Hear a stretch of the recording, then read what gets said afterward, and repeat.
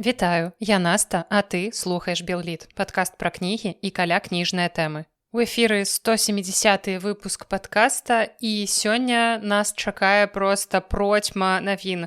Я не ведаю, што было такога незвычайнага ў ліпені, ці можа быць проста неяк. Мне трапілася так шмат усяго цікавага, пра што хочацца вам расказаць, таму што навіны былі абсалютна розныя, навіны і беларускіх трошкі менш, затое вельмі шмат кніжных навінак. Ну а за мяжой, як быццам бы адбылося проста неверагоднае, мне здаецца, наогул гэтае лета, яно нейкае даволі актыўнае. Я прывыкла да таго, што асабліва ў нас у кніжнай сферы лета гэта нейкі перыяд такога зацішша. Кнігі новыя, можа быць, і выходзяць, але не так актыўна, нейкія мерапрыемствы, калі адбываюцца, то не так часта, і ў прынцыпе людзі збольшага ідуць у нейкія адпачынкі, з'язджаюць, таму і не такія актыўныя продажы і вы самі разумееце, што лета гэта наогул у людзей такі час, каб запаволіцца, крыху адпачыць, але чамусьці неяк не сёлета. Сёлета нешта ўсе даволі актыўныя, даволі шмат наведвальнікаў кнігарні, праходзяць нейкія мерапрыемствы, выходзяць кнігі.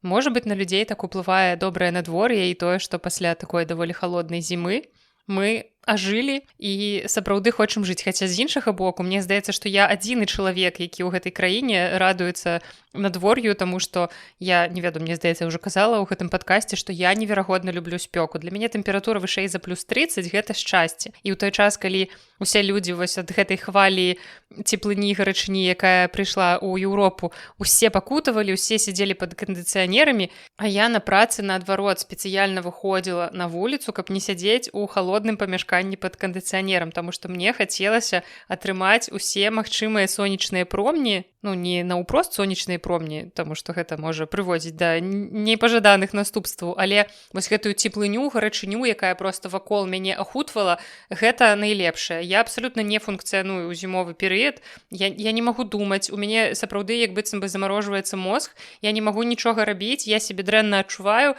і не ад таго, што нават калі будзе свяціць сонца на вуліцы, не ад недахопу там сонца, вітаміна D, не, менавіта ад холаду. Я вельмі пакутліва перажываю холад, таму што ёсць пэўныя праблемы у плане здароўя з гэтым, у мяне ёсць праблемы з дэфіцытам жалеза, і таму для мяне цеплыня гэта галоўнае, што ратуе і маю галаву, і у тым ліку і ментальна, і маё цела ад таго, каб не сядзець і не дрыжаць. Так што пакуль усе ў гарачыні абцякалі і хаваліся па кватэрах з кандыцыянерамі, ці не ведаю, па гандлёвых цэнтрах, па грамадскім транспарце, у якім былі кандыцыянеры, я актыўна рухалася, працавала, і мне было сапраўды неверагодна прыемна. Зараз ужо, на жаль, крыху не такая высокая тэмпература, але тым не менш ужо літаральна праз пару дзён я буду ў месцы, дзе тэмпература трошкі вышэй, чым у Польшчы. Так што яшчэ ў канцы гэтага лета ў адпачынку атрымаю трошкі цяпла.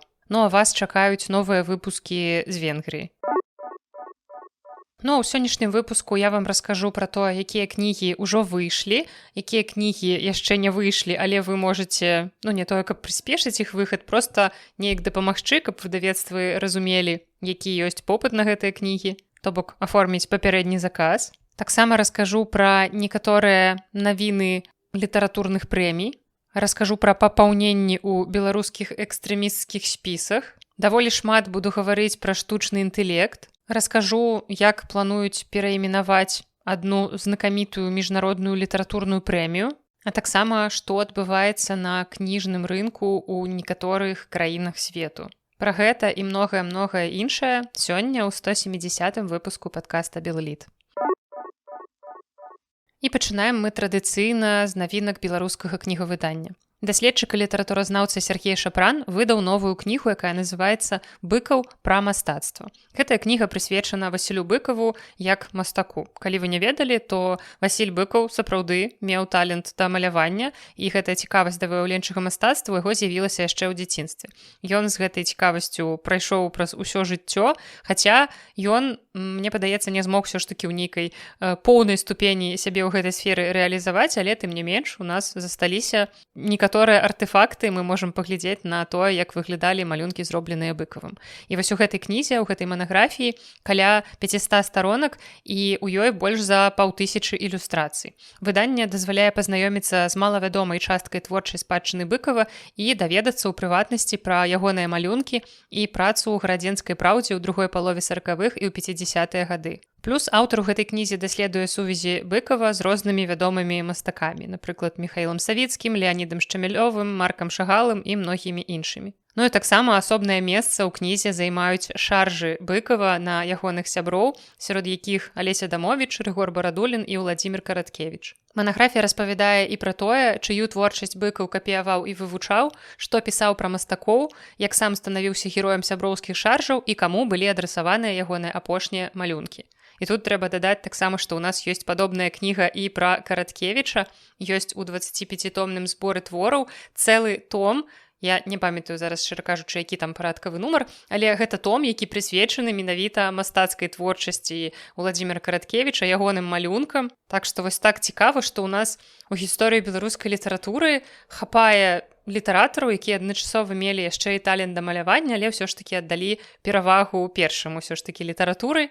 Але тым не менш да нас дайшла і іх мастацкая спадчына ў выяўленчым мастацтве. Ну а кнігу «Быкаў пра мастацтва» можна купіць у кнігарні Акадэмкніга ў Мінску. У выдавецтве «Папуры» выйшла кніга Леаніда Дзінерштейна «Казка на ноч» з ілюстрацыямі вядомага беларускага мастака-графіка Валерыя Славука. Гэта філасофская казка пра святло і цемру, выпрабаванні і сілу духу. Падзеі разгортваюцца ў лесе, дзе адбываюцца таямнічыя і незвычайныя рэчы. У цэнтры гісторыі двое немаўлят, хлопчык і дзяўчынка, а таксама пярэстая авечка. Выдавецтва рэкамендуе гэтую кнігу дзецям ва ўзросце ад 8 до 12 гадоў, але адзначае, што гэтая гісторыя можа быць цікавая і дарослым чытачам. У выдавецтве «Сувік» пабачыў свет новы зборнік вершаў для дзяцей «Намалюю вясну» паэткі і казачніцы Марыі Баравік. Пад адной вокладкай сабраныя творы на самыя розныя тэмы. Вершы пра поры года, загадкі, чыстагаворкі, весяліны і іншыя творы для маленькіх чытачоў. Мастацкае афармленне кнігі стварыла ілюстратарка Яна Івашчанка. У выдавецтве «Локвінаў» пабачыў свет канцэптуальны альбом дызайнера Артура Вакарова пад назвай «Тутэйшы дзен». У выданне ўвайшлі кароткія вершы ў японскім стылі, напісаныя Сабінай Брыло і самім Вакаравым. Асновай канцэпцыі стала спроба злучыць беларускую мову з эстэтыкай іерагліфічнага пісьма. Вакараў ператварыў словы ў графічныя вобразы, якія прапануюцца не толькі чытаць, але і разглядаць, паступова разгадваючы закладзеныя ў іх сэнсы. Пры гэтым дызайнер не імкнуўся імітаваць традыцыйную японскую каліграфію, а замест гэтага выкарыстаў яе агульныя прынцыпы – графічнасць, складанасць і ўспрыманне знака як асобнага вобраза, з уласнай гісторыяй і эмоцыяй. Тутэйшы дзен выдадзены ў вялікім фармаце на шчыльнай паперы. Можна купіць гэты альбом на сайце выдавецтва «Логвінаў». Маладое польскае выдавецтва «Лінгва Бай» выпусціла па-беларуску кнігу чэшскай пісьменніцы Івы Прахаскавай «Шмыгуся на нябёсах». Беларускі пераклад зрабіў Сяргей Сматрычэнка, а ілюстрацыі да выдання стварыла Вольга Якубоўская. Галоўныя героі кнігі – маленькая мышка Шмыгуся і ліс Белагруд, якія паводле законаў прыроды мусілі б быць ворагамі. Аднак замест варожасці паміж імі ўзнікае сяброўства, і разам яны выпраўляюцца ў незвычайнае падарожжа. Праз прыгоды герояў аўтарка разважае пра страх, страту, прабачэнне, сяброўства і пошук свайго месца ў свеце, а таксама далікатна размаўляе з дзецьмі на складаную тэму смерці. Гісторыя нагадвае, што нават тыя, хто здаецца зусім рознымі, могуць зразумець адно аднаго і стаць сябрамі. Выйшла першая кніга з серыі філасофскіх казак Марыі Навасельскай. Выдавецтва «Розу-медыя» выпусціла кнігу «Твой анёл», першую частку новай серыі філасофскіх казак «На парозе». Усяго ў серыі плануецца 4 гісторыі. Яны будуць расказваць пра сяброўства і адзіноту, смеласць і дабрыню, веру і любоў, а таксама пра тое, як нават невялічкі ўчынак аднаго чалавека здольны паўплываць на навакольны свет. «Твой анёл» выйшаў з поўнакаляровымі ілюстрацыямі і цяпер кніга даступная ў электронным фармаце, а таксама ў мяккай вокладцы, якую друкуюць па заказе. І неўзабаве выдавецтва плануе адкрыць папярэдні заказ і на выданне ў цвёрдай вокладцы, якое выйдзе асобным накладам. Фонд «Камунікат» выдаў кнігу Мікалая Статкевіча «І гэта ўсё ў табе» – зборнік турэмных эсэ. У сваіх тэкстах аўтар спрабуе разабрацца ў чалавечай псіхалогіі і прыродзе маральнага выбару ў экстрэмальных абставінах. Статкевіч разважае, чаму адны людзі ў складаных сітуацыях здольныя заставацца сумленнымі і праяўляць гераізм, а іншыя становяцца здраднікамі. Тут мне трошачкі нейкім вайбам Віктара Франкля павеяла. Асобную ўвагу аўтар надае чалавечым інстынктам. Паводле Статкевіча, у літаратуры ён не знайшоў дастаткова пераканаўчага іх тлумачэння, таму ў галоўным эсэ зборніка, якое дало назву ўсёй кнізе, прапанаваў уласнае вызначэнне і класіфікацыю інстынктаў. На гэтай аснове ён разглядае механізмы паводзін і маральнага выбару чалавека. Аўтар спадзяецца, што кніга дапаможа чытачам лепш зразумець не толькі чалавечую прыроду і саміх сябе, але і падзеі, якія адбываліся і працягваюць адбывацца з Беларуссю і беларусамі. Кніга даступная ў продажы ў онлайн-кнігарні і камунікат. У выдавецтве «Вясна» пабачыла свет кніга Сергея Дубаўца «Збор творцу», якая аб'яднала мастацкую прозу пісьменніка розных гадоў. Выданне дае магчымасць прасачыць творчы шлях Дубаўца ад ранніх апавяданняў, што ўвайшлі ў яго дэбютную кнігу «Практыкаванне», да раманаў «Сіні карабель у блакітным моры плыве» і «Д'ябал запрэжаны ў плуг». Выйшла новая манаграфія Віктара Шадурскага пра ўладу і грамадзянскую супольнасць у Беларусі. Кніга выйшла ў фондзе «Камунікат» і называецца «Зямля пад шэрымі крыламі. Рэспубліка Беларусь. Суіснаванне і канфлікт аўтарытарнай улады і грамадзянскай супольнасці». Манаграфія ахоплівае амаль чвэрць стагоддзя беларускай гісторыі, ад канстытуцыйнага рэферэндума 1996 года да масавых пратэстаў пасля прэзідэнцкіх выбараў 2020. Аўтар даследуе, як на працягу гэтага перыяду складваліся адносіны паміж аўтарытарнай дзяржавай і грамадскай супольнасцю, і як беларусы спрабавалі дамагчыся дэмакратычных перамен. Гэтая кніга працягвае даследаванне найноўшую гісторыю Беларусі, якое аўтар распачаў у папярэдняй манаграфіі «Нараджэнне беларускага левіафана», якая была прысвечана падзеям 1990-96 гадоў. Польскі цэнтр усходніх даследаванняў імя Марыка Карпа выдаў кнігу «Архіпелаг Беларусь. Сведчанні былых палітычных вязняў», прысвечаную рэпрэсіям у сучаснай Беларусі. У зборніку ўвайшлі 12 інтэрв'ю з людзьмі, якія прайшлі праз беларускія турмы па палітычных справах. Сярод герояў кнігі літаратуразнаўца і пісьменнік Александр Фядута, культурны менеджер Уладзімір Булаўскі, журналісты Павел Мажэйка і Ігар Карней. Адкрывае выданне эсэ журналіста і палітвязня Анджэя Пачобута. Праз асабістыя гісторыі аўтары кнігі паказваюць, як працуе беларуская рэпрэсіўная сістэма і з чым сутыкаюцца людзі пасля затрымання і зняволення. Досвед 12 герояў адначасова разглядаецца як сведчанне лёсу тысяч беларусаў, пакараных за палітычную і грамадзянскую актыўнасць. Інтэрв'ю праводзілі і матэрыялы для кнігі збіралі былая кіраўніца тэлеканала «Белсат» Агнешка Рамашэўска-Гузы, а таксама Міхал Кацэвіч і Пётр Пагажэльскі. Кніга выйшла адразу ў двух фарматах, папяровым і электронным. Яе прэзентацыя адбылася 6 ліпеня ў Варшаўскім інстытуце Пілецкага. Электронную версію кнігі можна бясплатна прачытаць і спампаваць на сайце Цэнтра ўсходніх даследаванняў. Таксама ў будучыні выданне плануюць перакласці на англійскую мову. Ну а спасылку на электронную версію бясплатную я пакідаю ў апісанні да выпуска. А цяпер крыху пагаворым пра выхад беларускіх кніг на замежных мовах. У нямецкім выдавецтве «Маўкі Ферлаг» выйшаў раман беларускай пісьменніцы Юліі Артёмавай «Я і есть рэвалюцыя». Нямецкае выданне атрымала назву «Ich bin die Revolution». Пераклад зрабіў Якаб Вундервальд. Ну а арыгінал кнігі быў апублікаваны беларускім выдавецтвам «Фляумбаум». У цэнтры рамана маладая фатографка Дар'я і яе асабістая гісторыя, якая разгортваецца на фоне палітычных і грамадскіх падзей 2010-х гадоў. Гераіня удзельнічае ў пратэстах у Мінску пасля прэзідэнцкіх выбараў 2010 года. Пазней едзе ў Кіеў, дзе становіцца сведкай падзей Майдана, а затым перабіраецца ў Маскву. Там Дар'я спрабуе знайсці сябе ў прафесійным асабістым жыцці і трапляе ў асяроддзе анархістаў, панкаў і нонканфармістаў. Перакладчык Якаб Вундервальд называе раман шмат у чым пакаленчым тэкстам, гісторыяй пра надзеі, расчараванні і пошукі свабоды міленіяламі. На яго думку, сёння падзеі кнігі ўспрымаюцца інакш праз досвед беларускай рэвалюцыі 20-го года і наступнае паўнамаштабнае расійскае ўварванне ва ўкраіну. У В'етнаме выдалі кнігу Васіля Быкава, у якую ўвайшлі дзве вядомыя аповесці беларускага пісьменніка «Альпійская балада» і «Дажыць да світання». На в'етнамскую мову творы пераклаў русісты педагог Ву Тхе Кхой. Але мне цікава, з якой мовы перакладалі, зразумела, што хутчэй за ўсё з рускай. Ву Тхе Кхой назваў пераклад альпійскай балады народную мову вялікім гонарам. Паводле яго, творчасць беларускага пісьменніка ўжо знаёмая в'етнамскім чытачам. Кнігі Быкава неаднаразова выходзілі ў краіне і захоўваюць цікавасць дзякуючы гуманістычнаму зместу, псіхалагічнай глыбіні і выразнаму антываеннаму пасылу. Ну і цяпер крыху не пра кнігі, а пра разнастайныя кніжна-літаратурна нейкія іншыя такія праекты. І пачынаем з музычнага альбома. Вольга Гапеева разам з музыкам і паэтам Віктарам Сямашкам выпусцілі музычны альбом «Спеўнік багоўкі», разлічаны як на дзяцей, так і на дарослых. Асновай для яго сталі вершы з укладзенай і праілюстраванай Вольгай Гапеевай анталогіі. Анталогія называецца «На пухнатых лапках», і гэта такі зборнік нерыфмаванай дзіцячай паэзіі. У кнігу ўвайшлі беларускія пераклады твораў аўтараў з розных краін і эпох, ад Скандынавіі і Амерыкі да Ірана, Індыі, Японіі і Новай Зеландыі. Для спеўніка багоўкі Віктар Сямашка паклаў частку гэтых тэкстаў на музыку, і ў выніку атрымаўся эксперыментальны разнастайны альбом, у якім спалучаюцца лірычныя, іранічныя, бунтарскія і задуменныя інтанацыі.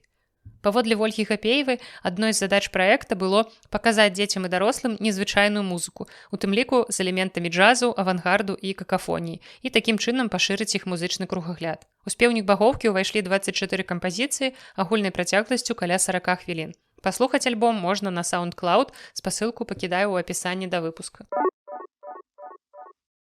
Блогер і экскурсавод Глеб Ляпейка разам з дызайнеркай Александрай Мулінскай стварылі першы друкаваны беларускамоўны гайд па Кракаве. У даведніку сабраныя 44 лакацыі, падзеленыя на 7 катэгорый. Асноўныя мясціны, культура, ежа, кава, бары, шопінг і розныя цікавосткі. Кожнае месца суправаджаецца кароткім апісаннем, якое дапамагае хутка зразумець, чым яно вартае ўвагі. Акрамя рэкамендацый у выданні ёсць інтэрактыўныя заданні. Напрыклад, бінга з 12 тыповымі кракаўскімі заняткамі, таксама крыжаванка, заданне з гістарычным фотаздымкам 42-го года, старонкі для турыстычных пячатак і ўласных нататак. На адну са старонак аўтары нават афіцыйна дазваляюць праліць каву. Разам з папяровым гайдам пакупнікі атрымліваюць яго лічбавую версію для смартфона, а таксама карту Google Maps. На ёй, акрамя асноўных лакацый, пазначаны яшчэ 15 цікавых месцаў, якія не трапілі ў друкаванае выданне. Спасылка на гэты гайд будзе ў апісанні да выпуска. Ну а цяпер пагаворым пра папярэднія заказы. Якім кнігам вы можаце дапамагчы выйсці ўжо цяпер? Выдавецтва Янушкевіч адкрыла папярэдні заказ на беларускі пераклад аднаго з самых вядомых раманаў Рэя Брэдбері «451 градус паводле Фарэнгейта». І ці можа гэта лічыцца самарэкламай, таму што кнігу пераклала я, рэдактаркай стала Кацярына Маціеўская, а вокладку аформіла Таццяна Шустава. Гэта антыутопія пра будучыню, у якой кнігі апынуліся пад забаронай, а задача пажарнікаў знаходзіць і спальваць іх, і часам разам з дамамі. Галоўны герой Гай Монтак доўгі час без сумненняў выконвае сваю працу. Пакуль знаёмства з маладой суседкай Кларысай не прымушае яго па-новаму паглядзець на свет і задумацца пра лад жыцця, які раней здаваўся яму натуральным. Трэба сказаць, што для мяне гэта вельмі важная кніга, таму што Брэдбері наогул я магу лічыць яго аўтарам, які шмат у чым сфарміраваў мой літаратурны густ. Ён быў аўтарам, з якім я прайшла літаральна ад глыбокага дзяцінства, калі ўпершыню чытала яго асноўныя творы, ягоныя зборнікі апавяданняў. І дагэтуль я кожны раз адкрываю для сябе нешта новае, нават у тых кнігах, якія я перачытваю. І перачытваю не першы раз. Таму гэтая кніга для мяне неверагодна важная, она неверагодна важная і актуальная наогул для нас цяпер. Таму мне б вельмі хацелася, каб вы, нават калі вы чыталі гэтую кнігу ўжо па-руску, каб вы купілі сабе беларускае выданне і такім чынам таксама падтрымалі і выдавецтва. Папярэдні заказ ужо ідзе на нашым сайце кнігаў.com, можете знайсці спасылку ў апісанні да выпуска, ну а пачатак продажаў выдання запланаваны на канец верасня. Ну а таксама ў нашым выдавецтве ідзе папярэдні заказ на новы раман Альгерда Бахарэвіча «Падземныя пераходы». Кніга выйдзе 28 жніўня, тады будзе афіцыйны старт продажу, ну а пакуль на яе адкрыты папярэдні заказ. І трэба сказаць, што калі вы аформіце папярэдні заказ, то вы зможаце атрымаць кнігу на некалькі дзён раней, таму што высылку гэтых папярэдніх заказаў мы пачынаем на некалькі дзён раней да афіцыйнага старту продажу. Рэдактарам гэтай кнігі быў Сергей Шупа, а афармленне стварыў беларускі мастак Сергей Шабохін. Я па працы ўжо прачытала гэтую кнігу некалькі разоў і магу сказаць, што рыхтую для вас эксклюзіўны выпуск падкаста, які выйдзе таксама за некалькі дзён да выхаду кнігі. І гэта будзе упершыню чытацкі дзённік для ўсіх слухачоў. Звычайна чытацкі дзённік гэта такая рубрыка, якую я записываю толькі для патронаў на Патрэоне, дзе чытаю кнігі і адразу ў моманце дзелюся сваімі ўражаннямі, проста носячы дыктафон, тэлефон, мікрафон паўсюль з сабой. І вось я хачу вам выкласці такі ж самы выпуск толькі для ўсіх слухачоў, каб вы маглі паслухаць мае жывыя ўражанні ад твора, і я там буду старацца не спойлерыць, таму што ўсё ж такі гэты выпуск выйдзе яшчэ да таго, як вы прачытаеце кнігу. Хутчэй у мяне будзе такая матывацыя і такая задача, каб вас падахвоціць да таго, каб яе купіць і прачытаць. Бо прачытаўшы кнігу некалькі разоў, я зразумела, што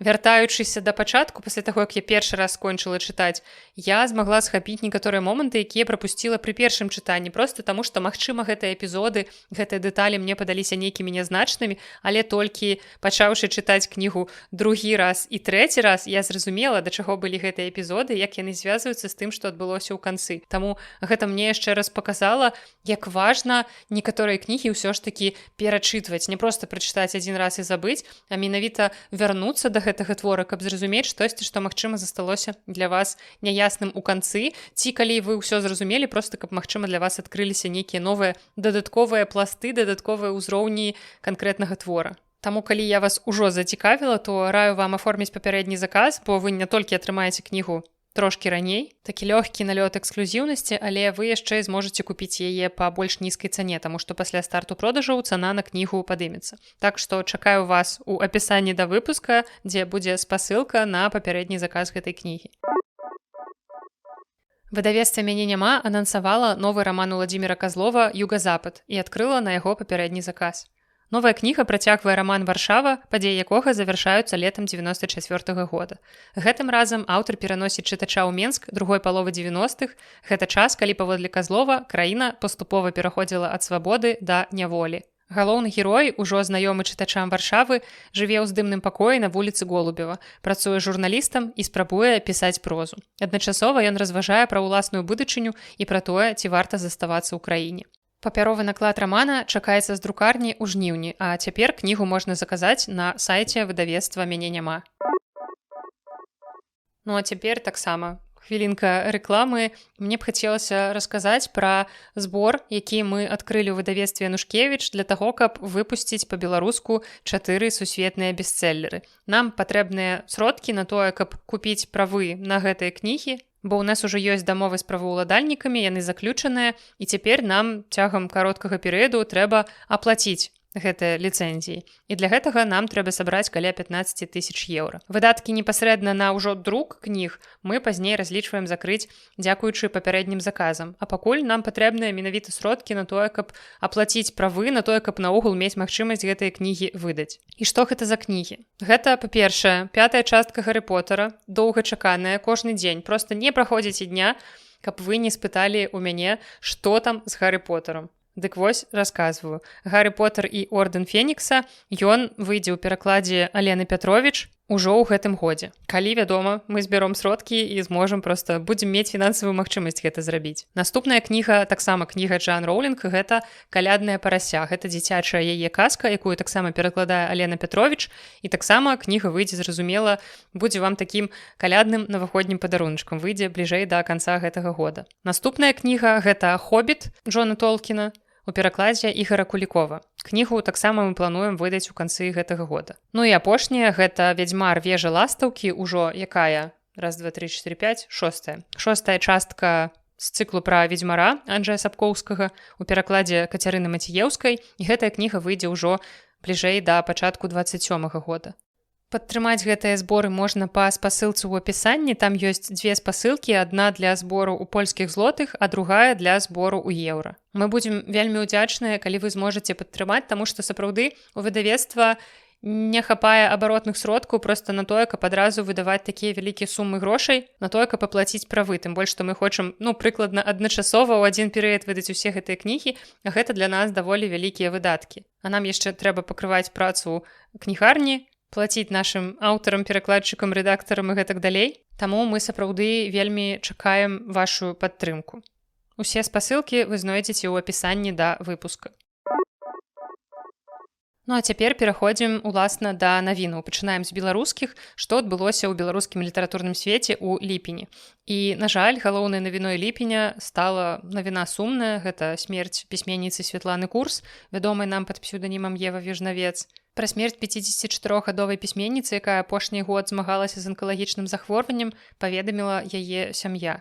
Мы наведалі развітанне са Святланай у Варшаве і магу сказаць, што там была проста неверагодная колькасць людзей. Яны ўсе не змяшчаліся ў памяшканне музея вольнай Беларусі, частка людзей была на вуліцы. Унутры быў арганізаваны такі вольны мікрафон, у які любы чалавек мог проста падысці і расказаць нешта, нейкую гісторыю пра Святлану, падзяліцца нейкімі ўражаннямі ці, магчыма, калі чалавек проста не ведаў яе асабіста, але ён хацеў падзяліцца нейкімі ўражаннямі ад яе творчасці, таксама ўсё гэта было магчыма, людзі актыўна падыходзілі, гаварылі, і гэта вельмі ўражвае, наколькі чалавек пасля сябе пакінуў проста неверагодную колькасць прыемных уражанняў. Мы са Святланай былі знаёмыя асабіста, яна неаднаразова заходзіла да нас у кнігарню, яна заўжды ахвотна рэагавала на мае просьбы падпісаць кнігі. Я звычайна, калі да нас заходзяць аўтары, прашу, каб яны некалькі асобнікаў кнігі, калі ў нас прадаюцца іх кнігі, падпісалі проста для нейкага чытача, каб людзі, якія, напрыклад, не маюць магчымасці хадзіць на мерапрыемствы ці стаяць у чэргах па аўтограф, каб яны маглі проста купіць такую кнігу з аўтографам у нас у кнігарні. І Святлана заўжды ахвотна адгукалася, яна сядзела і пісала не проста нейкую там адпіску ці проста нейкі подпіс, яна пісала сапраўды, там вялікія тэксты былі, вельмі адказна да гэтага падыходзіла, я бачыла, з якой пяшчотай яна выпісвае кожную літарку, я быў даволі прыгожы почырк. Таму у мяне ўражанні, успаміны пра Святлану як пра чалавека і пра Еву Вежнавец як пра пісьменніцу выключна станоўчыя. Я сапраўды лічу яе твор «Па што ідзеш воўча» адной з галоўных кніг беларускай літаратуры 21 стагоддзя. Гэта дакладна тая кніга, якая увойдзе ў гісторыю нашай літаратуры, якую у вольнай Беларусі будуць праходзіць дзеці ў школах. Хаця, можа быць, потым яны будуць праклінаць людзей, якія ўставілі гэты твор у школьную праграму, але тым не менш, гэта кніга вартая прачытання. Калі вы яшчэ не чыталі яе, то раю. І мне нешта падаецца, што я ў гэтым падкасце не расказвала пра гэтую кнігу. Ці расказвала, але неяк нядоўга, бо ў мяне няма нейкага такога яркага ўспаміна. Трэба яшчэ пераправерыць мае запісы, нататкі, сцэнарыі папярэдніх выпускаў, але нешта мне здаецца, што такога не было, і калі сапраўды гэта так, то варта выправіцца, варта гэтую кнігу перачытаць і расказаць вам пра яе, таму што гэта кніга, якую варта прачытаць. І я бачу, як пасля смерці Святланы у нас сапраўды, як бы гэта такая сумная нагода, але так і ёсць, выраслі продажы яе кніг у кнігарні. Таксама ёсць яшчэ і кніга «Шлях дробнай сволачы», якая выходзіла ў выдавецтве Гутенберг, зусім нядаўна перавыданне. І вось гэтае выданне «Па што ідзеш воўча» Фляумбаум надрукаваў новы наклад, вельмі прыгожа. Мне здаецца, што з усіх накладаў, якія былі, гэтая кніга мае самае прыгожае афармленне, яна вельмі зручнага памеру, яна з прыемнай вокладкай, софт-тач, цвёрдая вокладка, унутры прыгожая папера, то бок вось гэта, мне здаецца, ідэальнае атрымалася выданне, якое варта купіць для таго, каб дарыць, каб перачытваць. І я бачыла людзей, якія заходзілі да нас у кнігарню пасля смерці Святланы, упершыню даведаўшыся пра яе. І, вядома, гэта такая вельмі сумная нагода, каб даведацца пра аўтарку, але сапраўды так і ёсць. Многія людзі адзначалі, што яны вельмі сумуюць, што адкрылі яе для сябе толькі пасля яе смерці. Але тым не менш, яны прачыталі гэты твор і будуць пра яго гаварыць. І пакуль мы гаворым пра гэты твор, пакуль мы яго абмяркоўваем, мы гаворым пра Святлану, і Святлана застаецца побач з намі. Сапраўды вельмі вялікая страта для беларускай літаратуры, але мы маем яе тэксты, і мы павінны радавацца таму, што Святлана ў нас была і Святлана ў нас ёсць. Ну а цяпер, каб трошкі абстрагавацца ад такіх навін сумных, пагаворым таксама пра навіны сумныя, але, ведаеце, з кожным разам яны гучаць усё больш абсурдна. Мы пагаворым пра тое, якія кнігі трапілі ў спіс экстрэмісцкіх. І гэтым разам у спіс дадалося яшчэ 9 друкаваных выданняў, і сярод іх, напрыклад, кніга першага кіраўніка незалежнай Беларусі Станіслава Шушкевіча. Гэта кніга «Неокомунізм в Беларусі. Ідэалогія, практика, перспективы», у якой палітык аналізаваў беларускую палітычную сістэму і працэсы, што адбываліся ў краіне пасля распаду СССР. Таксама экстрэмісцкай стала кніга Святланы Алексіевіч «100 цытатаў на свабодзе». Гэта зборнік цытат Святланы Алексіевіч. Далей у спіс трапіў зборнік песень на вершы паэткі Ларысы Геніюш і кампазітара і паэта Пётры Русава «Белым белы прастор замарожаны». Таксама у спісе выданне «Менская вясна», выпушчанае нашай Нівай у 96 годзе. аўтабіяграфічныя запісы заснавальніка беларускага гуманітарнага ліцэя Владзіміра Коласа «Лёс ліцэя», таксама народная праграма «Вольная Беларусь», даследаванне беларускай палітычнай сістэмы прэзідэнцкія выбары 2001 года і праграма канстытуцыйных пераўтварэнняў юрыста Михаіла Пастухова. Ну і чаму я сказала, што гэта навіна даволі забаўная, таму што яшчэ адна кніга ў гэтым спісе, гэта кніга мовазнаўца Вінцука Вячоркі «Не смяшыце мае прыназоўнікі». Я не ведаю, чым іх не задаволіла канкрэтна гэтая кніга. Здаецца, Вінцук Вячорка сваімі моўнымі працамі нікога ні да чога не заклікае, не ведаю, там зрынуць рэжым ці яшчэ штосьці. Ён проста расказвае правілы беларускай мовы. Вось такі вось цуд. Ну, а рашэнне аб прызнанні ўсіх гэтых кніг экстрэмісцкімі прыняў суд завадскога раёна Мінска. Стаў вядомы кароткі спіс сёлетняй прэміі імя Ежы Гідройця, адной з галоўных беларускіх літаратурных узнагарод. Журы выбрала 6 найбольш адметных кніг, выдадзеных у 2025 годзе. У кароткі спіс увайшлі «Халодныя землі» Александра Карнаўха, выдавецтва «Гутенберг», «Радзіна» Збыха Слупоўскага, выдавецтва «Галіяфа» і «Маратон», «Боў і мерць у Гродні» Дзяніса Трусава, выдавецтва «Камунікат», «Пентаквантар» Арцёма Шуканава, выдавецтва «Гутенберг», а таксама 2 кнігі з зашыфраваным удзелам. Такім чынам, з 6 кніг траціна, 2 кнігі з'яўляюцца зашыфраваным удзелам, і мы не даведаемся, што гэта за кніга, нават калі яна пераможа. Канешне, што будзе такім даволі абсурдным, і наогул вельмі шмат абмеркаванняў зараз вакол вось гэтага канцэпту зашыфраванага удзелу, таму што ўжо быў прэцэдэнт летась. У прэміі «Цёткі» акурат перамагла такая кніга, назву якой мы дагэтуль не ведаем, аўтарку мы таксама не ведаем, гэта ўсё сакрэт, і гэта інфармацыя рассакрэціцца толькі калі гэта будзе бяспечна для гэтых людзей. Ну і таму мы можам яшчэ такі ладны кавалак часу жыць проста без гэтых ведаў. Я разумею, чаму гэта робіцца, я разумею ўсё пра бяспеку, але тым не менш гэта трошачкі няшчыра ў дачыненні да чытачоў, якія ўсё ж такі хочуць гэтыя кнігі чытаць, і мне здаецца, што было б больш шчырым не ўдзельнічаць у літаратурнай прэміі. Але з іншага боку, а як тады, калі ты напісаў класную кніжку, ты хочаш атрымаць за яе прэмію, то бок гэта вельмі складана. Дарэчы, вось мне цікава было даведацца ваша меркаванне на гэты конт, падзяліцеся са мной, як вы лічыце, ці варта дапускаць да ўдзелу у прэміях такіх вось зашыфраваных аўтараў, таму што можа такое здарыцца аднойчы, што ў нас кароткі спіс прэміі з 6 кніг будзе складацца з кніг, ніводную з якіх мы не даведаемся, бо гэта ўсё будуць кнігі з зашыфраваным удзелам. Таму, калі ласка, падзяліцеся, як вы лічыце, ці варта такія кнігі ўключаць, ці не варта, мне цікавае ваша меркаванне. Ну а цырымонія ўзнагароджання прэміі Гідройця запланаваная на 7 лістапада ў Гданьску.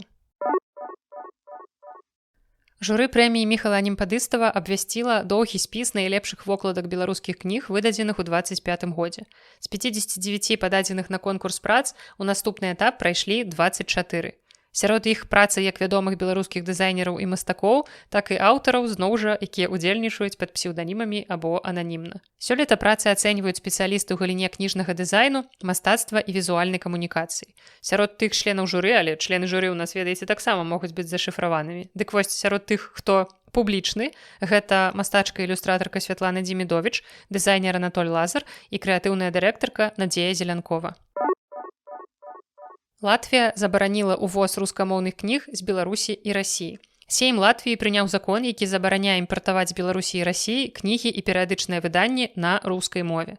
За папраўкі прагаласавалі 66 дэпутатаў, супраць 8. Гэтыя 8, мабыць, якраз чытаюць кнігі па-руску, якія прывозяць з Беларусі і Расіі. Абмежаванне будзе распаўсюджвацца не толькі на непасрэдныя пастаўкі з 2 краін, але і на тавары, якія спрабуюць увесці праз трэція дзяржавы. Пры гэтым транзіт такой прадукцыі праз тэрыторыю Латвіі ў іншай краіны Еўрасаюза забараняць не плануюць. Канчатковы пералік тавараў, на якія будуць распаўсюджвацца новыя абмежаванні, вызначыць латвійскі ўрад. Міністэрства замежных спраў павінна падрыхтаваць адпаведныя прапановы да 31 жніўня. Акрамя кніг і перыёдыкі, у спіс могуць трапіць відэагульні, цацкі, спартыўныя тавары, адзенне і абутак. У Міністэрстве замежных спраў Латвіі тлумачаць рашэння не толькі эканамічнымі, але і меркаваннямі бяспекі. Міністрка замежных спраў Байба Бражэ заявіла, што Расія выкарыстоўвае кнігі і перыядычныя выданні для распаўсюджвання прапаганды, таму іх пастаўкі не адпавядаюць інтарэсам Латвіі і Еўрасаюза. Таксама ўлады разглядаюць новыя меры, як працяг скарачэння эканамічных сувязяў з Беларуссю і Расіяй.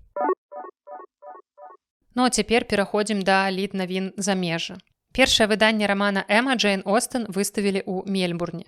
Дзяржаўная бібліятэка Вікторыі ў Мельбурне прадставіла публіцы рэдкае першае выданне рамана Джейн Остэн Эмма, якому ўжо 210 гадоў. Раман выйшаў у 1816 годзе ў 3 тамах. Асаблівую каштоўнасць асобніку надае не толькі ягоны ўзрост, але і паходжанне. Раней кнігі належалі Эдварду Нэчбул Хьюсону, унучатаму пляменніку пісьменніцы. Захаваўся і арыгінальны скураны пераплёт. Бібліятэка набыла трохтомнік у антыкварных кнігагандляроў за 100 000 аўстралійскіх долараў. Сродкі на пакупку выдзеліў фонд Women Writers Fund, створаны для пашырэння бібліятэчнай калекцыі творамі жанчын. На вокладцы першага выдання імя Джейн Остэн няма, таму што пры жыцці яна выдавала свае раманы ананімна. І шырокай публіцы яе аўтарства стала вядома толькі пасля смерці ў 1817 годзе. А цяпер Эмма стала часткай выставы World of the Book у дзяржаўнай бібліятэцы Вікторыі. Разам з ёй наведнікі могуць убачыць сотні рэдкіх гістарычна значных выданняў, у тым ліку кнігі іншых вядомых пісьменніц. Абвешчаны доўгі спіс букераўскай прэміі. Букераўская прэмія штогод уручаецца за найлепшы, на думку журы, мастацкі твор, напісаны па-англійску і выдадзены ў Великабрытаніі або Ірландыі. Арганізатары назвалі 13 кніг, якія сёлета прэтэндуюць на адну з самых прэстыжных літаратурных узнагарод англамоўнага свету. Іх журы выбрала са 163 твораў, пададзеных на конкурс. Сярод намінантаў сёлета ёсць пісьменнікі, якія ўжо атрымлівалі букераўскую прэмію, гэта Марлон Джеймс і Дуглас Стюарт, а таксама 3 аўтары, для якіх кнігі, якія намінавалі на гэтую прэстыжную ўзнагароду, сталі дэбютнымі. Агулам у спісе прадстаўлены пісьменнікі з 7 краін. Кароткі спіс 6 кніг абвесцяць 22 верасня, а імя лаўрэата стане вядома 9 лістапада. Пераможца атрымае 50 000 фунтаў стэрлінгаў, а астатнія аўтары, якія трапяць у фінал, па 2500 фунтаў. Японскі пісьменнік Харукі Муракамі перанёс сур'ёзную хваробу, калі працаваў над новым раманам. Праз яе 77-гадовы аўтар упершыню ў жыцці трапіў у бальніцу і пэўны час сумняваўся, што ўвогуле зможа вярнуцца да літаратурнай працы. Падрабязнасці свайго дыягназу Муракамі раскрываць не стаў, толькі расказаў, што падчас хваробы схуднеў на 17 кілаграм і амаль не мог хадзіць. Ён нават дапускаў, што больш ніколі не зможа пісаць. Пасля выпіскі здароўя Муракамі пачало паступова аднаўляцца, а разам з фізічнымі сіламі вярнулася і жаданне працаваць. Паводле пісьменніка, перажытая хвароба толькі ўзмацніла ягонае імкненне працягваць літаратурную дзейнасць. Новы раман Муракамі «Гісторыя Кахо» выйшаў у Японіі ў ліпені. У цэнтры сюжэта 26-гадовая пісьменніца і аўтарка ілюстраваных кніг Кахо, ці Кахо, не ведаю, як правільна, у жыцці якой пачынаюць адбывацца фантастычныя падзеі. Дарэчы, упершыню галоўнай гераіняй рамана Муракамі стала жанчына. Мне здаецца, што я ўжо расказвала ў літнавінах, акурат была навіна пра тое, што Муракамі рыхтуе новы раман, дзе ўпершыню галоўная гераіня будзе жанчына. І вось, гэты раман ужо выйшаў. Пакуль што, праўда, толькі па-японску, але буду чакаць англамоўнае выданне, спадзяюся, яно таксама неўзабаве выйдзе. Гаварылі мы тут ужо пра букераўскую прэмію, цяпер пагаворым і пра міжнародную букераўскую прэмію. Рэч у тым, што яна атрымала новую назву. Яе назавуць у гонар мільярдэра Дмітрыя Бахмана. З 2007 года прэмія будзе называцца International Booker Prize in Honor of Bachman. Такое рашэнне прынялі пасля заключэння доўгатэрміновага пагаднення пра фінансаванне прэмій. Дабрачынная арганізацыя Дмітрыя будзе падтрымліваць узнагароду на працягу наступных 10 гадоў. І адначасова удвая павялічыцца галоўны прыз, замест 50 000 фунтаў пераможцы будуць атрымліваць 100 000. Як і раней, грошы будуць пароўну дзяліцца паміж аўтарам кнігі і яе перакладчыкам. Гэтыя змены закранаюць толькі міжнародную букераўскую прэмію. Гэтай прэміяй ганаруюцца творы, якія былі напісаныя на нейкай мове, любой, але пераклалі гэты твор на англійскую мову і кніга выйшла ў Великабрытаніі або Ірландыі. Тая асноўная букераўская прэмія для кніг, якія першапачаткова былі напісаныя па-англійску, застаецца з ранейшай назвай. Дмітрый Бахман – гэта сузаснавальнік кампаніі Playrix, вядомы дзякуючы гульням Township, Gardenscapes і Homescapes. Калі вы карыстаецеся нейкімі прыкладаннямі, у якіх ёсць рэклама, хутчэй за ўсё, вы добра ведаеце, як выглядаюць гэтыя гульні. Ніколі абсалютна не выклікалі ніякага жадання спампаваць у іх пагуляць. Ну а свой фонд, які падтрымлівае розныя ініцыятывы, у тым ліку культурныя, ён стварыў разам з жонкай Дар'яй у 2024 годзе. Ну і гэтай навіной вельмі абурыліся ўкраінцы, таму што гэты філантроп мае расейскае паходжанне, і я чытала вельмі шмат абураных допісаў, навінаў і зразумела, чаму іх гэта можа закранаць. Дарэчы, у дадатак да завяршэння папярэдняй навіны я яшчэ пачула такую цудоўную навіну з украінскага кнігавыдання, што у перакладзе новага рамана Дэна Брауна «Таямніця таямніць» на першай старонцы, там, дзе звычайна вось гэтыя папярэджанні пра то, што ў творы ёсць ненарматыўная лексіка, украінскія выдаўцы пайшлі далей, і ў кнізе папярэджваецца не толькі пра ненарматыўную лексіку, але таксама там з'явілася такая спецыяльная нататка ад выдаўца, якая гучыць так: «Увага, в кнізе згадуюцца расіяны». Зноў жа, іх, вядома, можна зразумець, але чытаецца гэтая навіна даволі камічна і забаўна. Ну і нешта раз у нас пайшла такая украінская тэма, хоць у мяне ў сцэнарыі была іншая паслядоўнасць, але хачу вам тут таксама расказаць яшчэ адну цікавую украінскую навіну. Памятаеце, у мінулым выпуску літнавінаў я вам расказвала пра украінскага марпеха, які ў палоне пераказваў Гаррі Поттера. І ягоная жонка напісала ліст Джоан Роўлінг і расказала пра гэта. Ёсць у гэтай навіны добры фінал. Джоан Роўлінг адказала. Яна даслала асабісты ліст і падпісаны асобнік кнігі Гаррі Поттера «Філасофскі камень» украінскаму марпеху Александру Іванову, які ў палоне сваім таварышам пераказваў усе 7 кніг серыі, якія амаль ведаў на памяць. Пра яго гісторыю Роўлінг даведалася, як я ўжо казала, дзякуючы жонцы, якая напісала ліст да Джоан Роўлінг, і пісьменніца адказала, што яна рада ягонаму вызваленню, вяртанню ва ўкраіну і пажадала доўгага і шчаслівага жыцця. І цікава, што ліст і кнігу перадалі Александру ў 31 ліпеня, у дзень нараджэння самой Роўлінг і яе героя Гаррі Поттера. І ён прызнаўся, што ў палоне ён нават не мог уявіць, што калі-небудзь атрымае ліст ад аўтаркі кніг, якія дапамагалі яму і ягоным таварышам не губляць надзеі. Ну а цяпер трошкі навін пра штучны інтэлект. І першая навіна – гэта гісторыя пра даследаванне, якое я нядаўна прачытала, што штучны інтэлект ужо ўплывае на тое, як пішуць і гавораць людзі. Рэч у тым, што тэксты, створаныя штучным інтэлектам, становіцца ўсё цяжэй адрозніць ад напісаных чалавекам. Асабліва, калі вы напісалі гэты тэкст пры дапамозе не бясплатнай версіі чата GPT, а пры дапамозе нейкай платнай нармальнай версіі. Пры гэтым моўныя мадэлі не толькі вучацца на чалавечых тэкстах, іх уласная манера паступова пачынае ўплываць на тое, як карыстаюцца мовай самі людзі. Гэта ўсё я прачытала ў вялікім матэрыяле The Guardian, прысвечаным уплыву генератыўнага штучнага інтэлекту на мову і літаратуру. Прафесарка судовай лінгвістыкі Ланкастарскага універсітэта Клэр Хартакер адзначае, што ў эксперыментах людзі правільна вызначаюць аўтарства тэксту, гэта напісаў чалавек або штучны інтэлект, прыкладна ў 60% выпадкаў. Звыклыя прыкметы, паводле якіх спрабуюць распазнаваць нейрасеткі, абсалютна ненадзейныя. Гэта клішэ, працяжнікі, пералічэнні з 3 элементаў і іншыя падобныя канструкцыі задоўга да з'яўлення штучнага інтэлекту выкарыстоўвалі і людзі. Мне асабліва спадабалася, калі з'явілася гэтая гісторыя пра тое, што як распазнаць тэкст, напісаны штучным інтэлектам, у ім ёсць доўгія працяжнікі. Рабяты, я працую карэктарам у тым ліку. У мяне апрыёры ва ўсіх тэкстах, калі гэта дазваляе прылада, з якой я пішу, а гэта амаль 99% выпадкаў прылада, у якой ёсць магчымасць паставіць доўгі працяжнік і двукоссі елачкі, а не лапкі. Я заўжды карыстаюся гэтым нават у перапісцы. Нават калі я пішу людзям паведамленні ў тэлеграме, я ўсё роўна стаўлю доўгія працяжнікі і двукоссі елачкі. Гэта ў мяне такая прафесійная дэфармацыя. Так што, калі чалавек карыстаецца доўгімі працяжнікамі, магчыма, ён проста абцяжараны рэдактарскім ці карэктарскім бэкграундам. Падумайце пра гэта.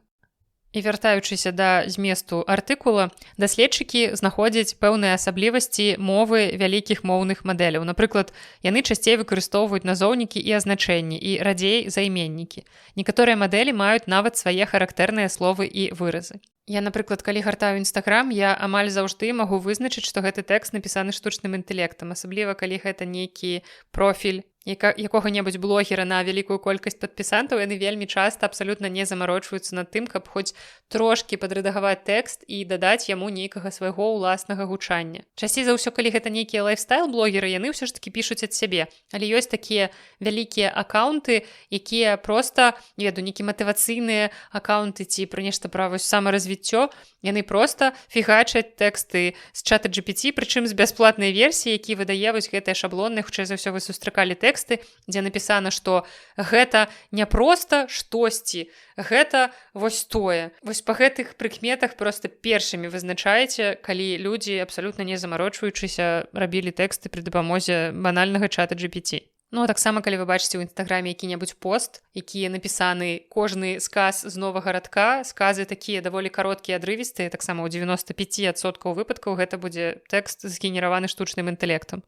Акрамя таго, падчас рэдагавання тэкстаў штучны інтэлект схільны набліжаць розныя варыянты англійскай мовы да адзінага англа-амерыканскага стандарту. Ну, гэта, зразумела, больш цікавіць тых, хто генеруе тэксты па-англійску. Ну і таксама ўплыў адбываецца і ў адваротным кірунку. Даследаванні паказваюць, што некаторыя словы, якія асабліва часта сустракаюцца ў адказах моўных мадэляў, пасля распаўсюджвання чата GPT сталі часцей з'яўляцца і ў жывой чалавечай гаворцы. І такім чынам узнікае своеасаблівае замкнёнае кола. Штучны інтэлект вучыцца на чалавечай мове, а людзі, свядома ці несвядома, пераймаюць моўныя звычкі штучнага інтэлекту. Асобнае пытанне гэта будучыня мастацкай літаратуры. Пісьменнік Гаррі Штейнхард расказаў, што ягоныя студэнты вельмі востра рэагавалі нават на эксперыменты з выкарыстаннем штучнага інтэлекту ў мастацкім тэксце.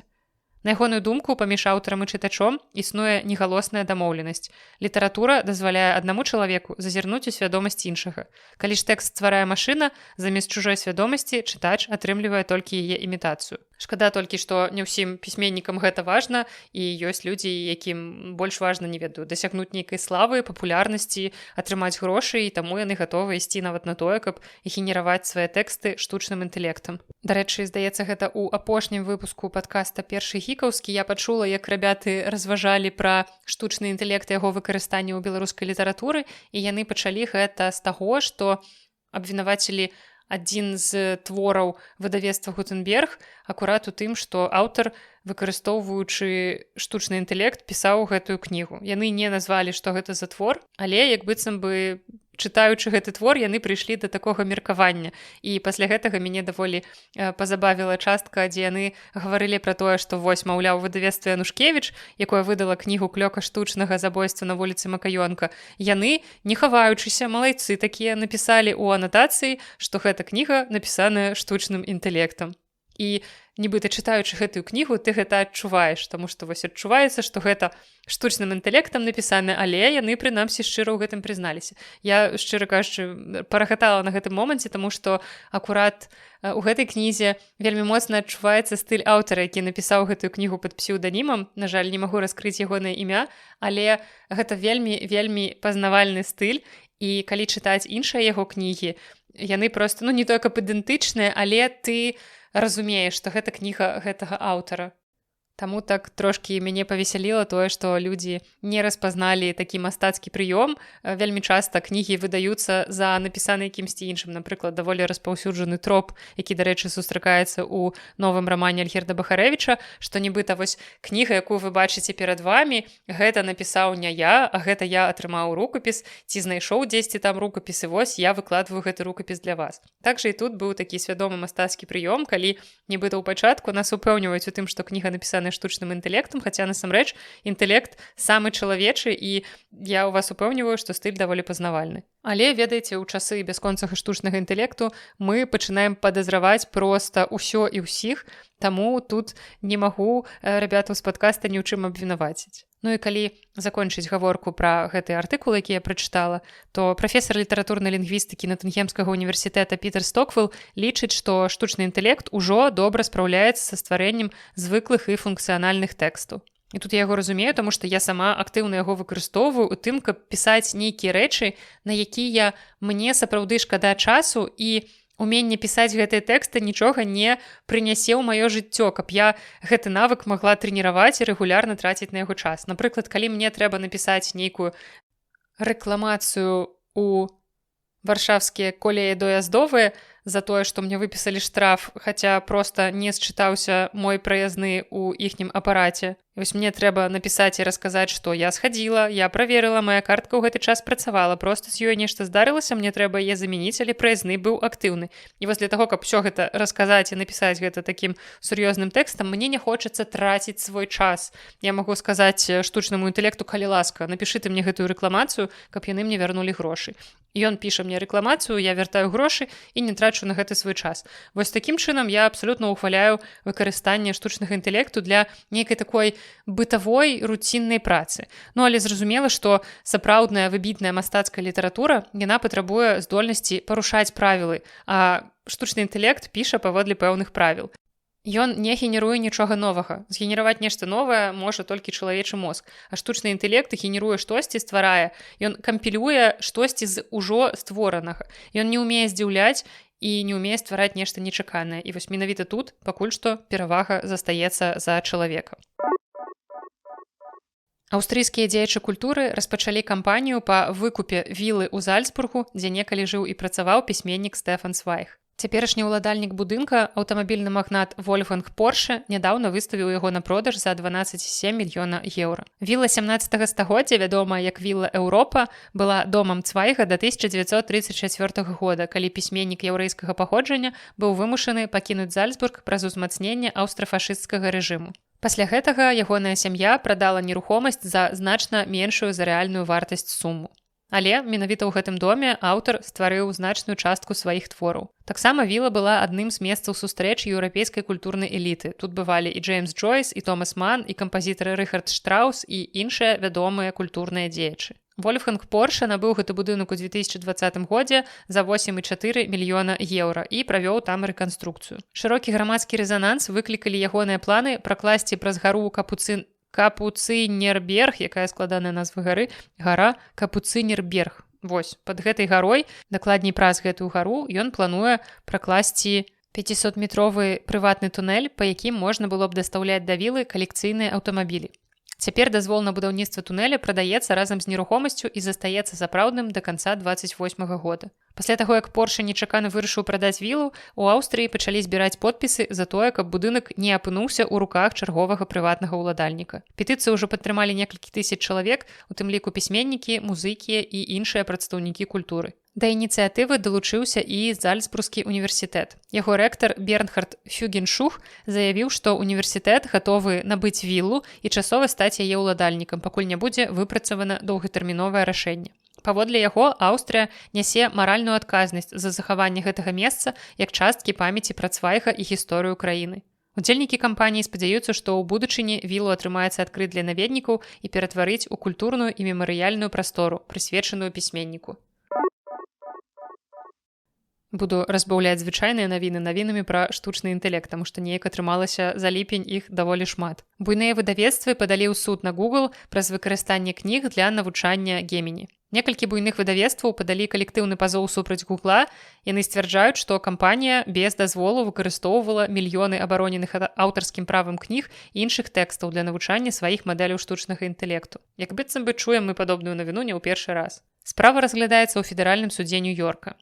Паводле пазову Google атрымліваў кнігі з розных крыніц. Частка твораў першапачаткова была перададзеная кампаніі самімі выдаўцамі для сэрвісу Google Books і Google Play Books. Пазоўнікі падкрэсліваюць, што дамовы дазвалялі выкарыстоўваць гэтыя матэрыялы для канкрэтных мэт, напрыклад, продажу электронных кніг або паказу фрагментаў пошуку, але не для навучання камерцыйных сістэм штучнага інтэлекту. Аўтары пазову таксама сцвярджаюць, што Google выкарыстоўваў кнігі з онлайн-бібліятэк і пірацкіх ресурсаў, а ў некаторых выпадках выдаляў або змяняў інфармацыю пра аўтарскія правы. Асобная ўвага ў пазове надаецца ўнутраным дакументам Google. Паводле пазоўнікаў, супрацоўнікі кампаніі ўсведамлялі юрыдычныя рызыкі такога выкарыстання кніг і нават абмяркоўвалі магчымасць штрафаў на дзесяткі мільярдаў долараў. Выдаўцы лічаць, што дзеянні Google наносяць шкоду кніжнай індустрыі. Створаныя на аснове чужых твораў мадэлі могуць генераваць тэксты, якія канкуруюць з працамі саміх аўтараў. Пры гэтым праваўладальнікі не атрымліваюць за выкарыстанне сваіх кніг ні дазволенай імі ліцэнзійнай платы, ні іншай кампенсацыі. Пазоўнікі патрабуюць кампенсацыі шкоды, забароны на далейшае незаконнае выкарыстанне абароненых твораў і знішчэння копій матэрыялаў, якія паводле іх сцверджання былі атрыманыя без адпаведнага дазволу. І, як я ўжо казала, падобныя судовыя справы адбываюцца не ўпершыню, ужо былі пазовы супраць Meta, OpenAI, Anthropic і іншых тэхналагічных кампаній. А зараз будзе, мабыць, найлепшая навіна з гэтага выпуска, якая мне падабаецца проста максімальна. Гучыць яна скарочана так. У 9 з 10 бестселлераў у Великабрытаніі забіваюць жанчыну. Уяўляеце, хтосьці правёў такое даследаванне.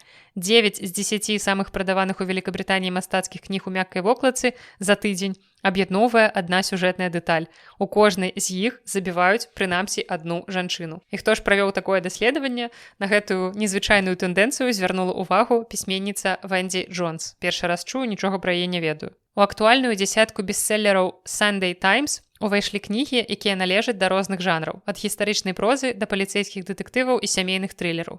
Нягледзячы на гэта, у цэнтры кожнай знаходзіцца смерць жанчыны. Адзіным выключэннем стаў раман «The Correspondent», прысвечаны мастацтву ліставання. Сюжэт з забітай або зніклай жанчынай даўно застаецца адным з самых запатрабаваных у масавай літаратуры.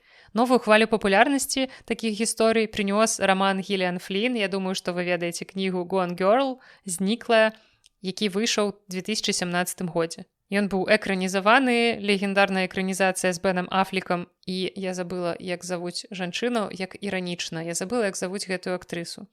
Не буду рабіць выгляд, што я ўспомніла, я загугліла, яе завуць Розамунд Пайк. Дык вось, гэта шыкоўны фільм, шыкоўная кніга, калі вы яшчэ не чыталі, не глядзелі, можаце рабіць і тое, і другое, і адначасова, і хутчэй за ўсё вам спадабаецца і тое, і другое, калі вы любіце падобны жанр. Дык вось, пасля таго, як Gone Girl стала папулярнай, выдаўцы актыўна шукалі новыя трылеры пра жанчын, якія знікаюць, трапляюць у небяспеку або становяцца ахвярамі забойства. Адначасова цікава, што менавіта жанчыны складаюць большасць аўдыторыі крымінальнай літаратуры. Наогул мне падаецца, што чытаюць кнігі больш жанчыны, неяк так склалася. Ну і крытыкі тлумачаць гэты парадокс, вось такую колькасць забойстваў жанчын у кнігах тым, што падобныя кнігі дазваляюць чытачкам у бяспечнай форме сутыкнуцца са страхамі, якія існуюць у рэальным жыцці. Ну і гэта можна сказаць наогул пра true crime, чаму людзі любяць глядзець true crime, таму што такім чынам яны могуць сутыкнуцца са злачынствамі ў абсалютна бяспечнай абстаноўцы, атрымаць неабходную долю адрэналіну, але пры гэтым разумець, што з імі нічога не здарыцца, яны ў бяспецы. Гэта ўсё адбываецца дзесьці там, адбывалася даўно, у залежнасці ад таго, пра якіх маньякаў яны слухаюць выпуск ці глядзяць дакументалку. Пісьменніца і крытык Лора Уілсон нагадвае, што жанчыны значна часцей за мужчын становяцца ахвярамі забойстваў з боку знаёмых ім людзей, партнёраў або сваякоў. Пісьменніца Дэніс Міна адзначае, што вобраз забітай маладой жанчыны выкарыстоўваецца ў масавай культуры ўжо шмат стагоддзяў. Яшчэ прадаўцы танных друкаваных гісторый у Лондоне 18 стагоддзя заўважылі, што гісторыі пра злачынствы добра прадаюцца, калі ахвярай становіцца маладая жанчына. Пры гэтым важна, што цікавасць чытачоў да такіх гісторый не абавязкова азначае захапленне гвалтам. На думку Міны, чытач хутчэй хоча выратаваць ахвяру або даведацца, хто і чаму яе забіў. А крымінальная пісьменніца Лоры Рейдердэй лічыць, што дэтэктывы даюць чалавечай трывозе бяспечны выхад. Як я ўжо казала пра true crime, злачынства адбываецца ў межах кнігі, загадка ўрэшце раскрываецца, а парушаны парадак аднаўляецца. Аднак у літаратурным асяроддзі працягваецца дыскусія пра тое, ці не ператварае пастаяннае выкарыстанне забітай жанчыны як сюжэтнага прыёму гвалт у звычайную забаўляльную формулу. У 2018 годзе ў Великабрытаніі нават заснавалі спецыяльную прэмію для трылераў, у якіх жанчын не збіваюць, не пераследуюць, не гвалцяць і не забіваюць. Аднак сама ініцыятыва выклікала спрэчкі сярод аўтараў крымінальнай літаратуры. Брытанскі пісьменнік Мэтт Хейк, аўтар бестселлера «Паўночная бібліятэка», плануе адкрыць уласную кнігарню ў Брайтане. Яна атрымае назву «Голден» і павінна пачаць працу да калядаў. Кнігарня размесціцца ў раёне Seven Dials, дзе цяпер няма ніводнай падобнай крамы. Хейк расказаў, што сам вырас у горадзе без кнігарні, таму перакананы, што такая прастора патрэбная кожнай мясцовай супольнасці. Асартымент сваёй кнігарні ён збіраецца фарміраваць разам з людзьмі, чыім літаратурным густам давярае, і на паліцах будуць мастацкая дзіцячая літаратура, графічныя раманы, забароненыя ў розных месцах кнігі, выданні пра мастацтва і музыку, а таксама вінілавыя кружэлкі. Хейк падкрэслівае, што хоча стварыць нефармальную прастору без літаратурнага снабізму і падзелу кніг на высокія і нізкія жанры. Таксама ў кнігарні плануюць час ад часу ладзіць вечаровыя імпрэзы, а наведваць яе можна будзе разам з сабакамі. І цікава, што ён не першы пісьменнік, зразумела, які хоча адкрыць уласную кнігарню, бо свае кнігарні ўжо маюць іншыя вядомыя пісьменнікі. Напрыклад, Энн Пэтчет мае кнігарню ў Нэшвіле, якая называецца Парнасус Букс, а Джордж Мартин, той самы, валодае Бістлі Букс у Санта-Фе. І наступная навіна як бы ў апазіцыі да папярэдняй навіны, таму што гэта навіна пра тое, што ў Сеуле закрылася кнігарня нобелеўскай лаўрэаткі Хан Кан. Незалежная кнігарня Онул Букс, заснаваная паўднёва-карэйскай пісьменніцай і лаўрэаткай нобелеўскай прэміі па літаратуры Хан Кан, спыніла працу пасля 8 гадоў існавання. Кнігарня адкрылася ў Сеуле ў 2018 годзе, а ў 23-м пераехала ў гістарычны раён Цочхон. Яна была вядомая старанна адабраным асартыментам і літаратурнымі імпрэзамі. Тут праводзіліся чытацкія клубы, прэзентацыі, чытанні і заняткі па пісьменніцкім майстэрстве. Хан Кан кіравала кнігарні ў першыя гады яе існавання, а пазней адышла ад штодзённага менеджменту. Пасля таго, як у 2024 годзе яна атрымала Нобелеўскую прэмію па літаратуры, яе кнігарня стала асабліва папулярнай. Колькасць наведнікаў вырасла настолькі, што ў кнігарні давялося нават часова прыпыняць працу. Прычынай цяперашняга закрыцця стаў продаж будынка, у якім знаходзілася кнігарня.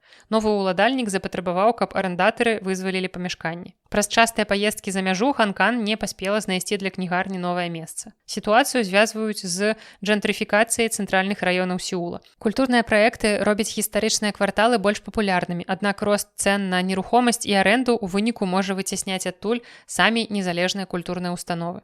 Закрыццё, аднак, можа быць неканчатковым. Каманда кнігарні пакуль не ведае, калі ідзея зможа аднавіць працу, але не выключае, што пасля перапынку кнігарня адкрыецца ў новым месцы.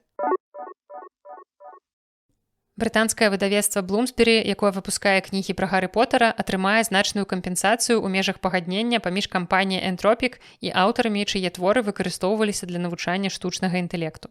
Агульная сума ўрэгулявання складае $1,5 мільярда. У спіс твораў, на якія распаўсюджваецца пагадненне, трапілі 14 087 найменняў Bloomsbury, у тым ліку кнігі Джоан Роулінг, Сары Джей Мас і Сюзанны Кларк. Кампенсацыя складае каля $3000 за кожны твор. Пасля выплат адвакатам і іншых выдаткаў Bloomsbury і аўтары могуць атрымаць агулам каля $19 мільёнаў або 14 мільёнаў фунтаў. Сродкі будуць выплачвацца часткамі і размяркоўвацца паміж выдавецтвам і пісьменнікамі. Судовая справа пачалася ў 2024 годзе, калі пісьменніца Андрэа Барц і яшчэ двое аўтараў падалі пазоў супраць Entropic. Кампанію абвінавацілі ў выкарыстанні абароненых аўтарскім правам кніг для навучання сваіх моўных мадэляў. Усяго пагаднення ахоплівае каля 482 000 твораў. І на долю больш як 91% з іх праваўладальнікі ўжо заявілі свае правы. Адвакат пазоўнікаў Джасцін Нельсон назваў пагадненне найбуйнейшай вядомай кампенсацыяй за парушэнне аўтарскіх правоў. Яно стала першым маштабным урэгуляваннем сярод дзесяткаў судовых спраў, распачатых у ЗША аўтарамі, выдаўцамі і СМІ супраць распрацоўшчыкаў генератыўнага штучнага інтэлекту. Пры гэтым само Bloomsbury ўжо супрацоўнічае з індустрыяй штучнага інтэлекту, бо летась выдавецтва запусціла праграму ліцэнзавання акадэмічных выданняў для навучання генератыўных мадэляў.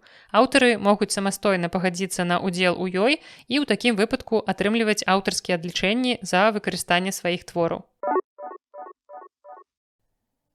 Нападніка на Салмана Ружді прызналі вінаватым у тэрарызме. Федэральны суд у ЗША прызнаў Хаді Матара вінаватым па ўсіх пунктах абвінавачвання ў тэрарызме, звязаных з нападам на пісьменніка Салмана Ружді ў 22 годзе. Цяпер 28гадоваму мужчыну пагражае пажыццёвае зняволенне. Матар ужо адбывае 25гадовы тэрмін за замах на забойства. У жніўні 22 года ён напаў на Ружді падчас публічнай імпрэзы ў штаце Нью-Йорк, дзе пісьменнік збіраўся выступіць з лекцыяй пра бяспеку літаратараў. Нападнік нанёс яму 15 удараў нажом, пасля чаго Ружді атрымаў цяжкія траўмы і страціў зрок на правае вока. Новы працэс тычыўся ўжо не самога факта нападу, а ягонага тэрарыстычнага матыву. Прысяжныя прызналі Матара вінаватым у прыватнасці ў здзяйсненні акту транснацыянальнага тэрарызму. Пракуратура сцвярджала, што на рашэнне Матара напасці на пісьменніка паўплывала фетва супраць Ружді, выдадзеная іранскім аяталой Рухалой Хаміні ў 1989 годзе пасля публікацыі рамана «Сатанінскія вершы». Следства таксама звязвала матывы нападніка з выступам лідара Хізбалы Хасана Насралы ў 2006 годзе, у якім той падтрымаў заклік да забойства пісьменніка. Паводле абвінавачання, перад нападам Матар распаўсюджваў прапагандысцкія відэа і кантактаваў з чалавекам у Іране, які сцвярджаў, што ведае, дзе знайсці Ружді. Матар таксама цікавіўся, ці працягвае дзейнічаць фетва супраць пісьменніка. Пры гэтым, пасля нападу, ён прызнаўся, што прачытаў толькі некалькі старонак сатанінскіх вершаў. І гэта той выпадак, калі не чытаў, але асуджаю, выйшаў кудысьці далёка за межы. Сам Матар падчас федэральнага працэсу не даваў паказанняў, але Ружді, наадварот, выступіў перад судом і расказаў пра напад і атрыманыя траўмы. Свае ўспаміны пра замах і аднаўленне пасля яго пісьменнік апісаў у кнізе «Нож», якая выйшла ў 24 годзе. Пісьменнік прызнаваўся, што пасля перажытага ён баяўся страціць здольнасць пісаць мастацкую прозу, але пасля заканчэння працы над мемуарамі жаданне ствараць гісторыі да яго вярнулася. Выдавецкая сделка на 2 мільёны сарвалася праз падазрэнне ў выкарыстанні штучнага інтэлекту. Зноў ён. Гучная сделка на выданне дэбютнага крымінальнага рамана Джэры Фаладэ «Call me, I'll hide the body» сарвалася пасля таго, як узніклі сумневы, ці не выкарыстоўваў аўтар штучны інтэлект падчас працы над кнігай. Рукапіс выклікаў вялікую цікавасць у выдавецкім свеце. За правы на яго ў ЗША змагаліся 14 выдаўцоў, а імпрынт «Мінатаўр» амерыканскага «Макмілан» паводле СМІ прапанаваў больш за 2 мільёны долараў. У Великабрытаніі таксама паступіла некалькі прапаноў з 6-значнымі сумамі. Выхад рамана планаваўся на 28 год. Аднак літаратурныя агенты Фаладэ, не ведаю, як правільна ставіцца націск у прозвішчы аўтара, яны ўрэшце знялі кнігу з продажу. Яны паведамілі выдаўцам, што першапачаткова паверылі запэўненням аўтара ў тым, што ён не карыстаўся штучным інтэлектам ні пры напісанні, ні пры рэдагаванні рамана.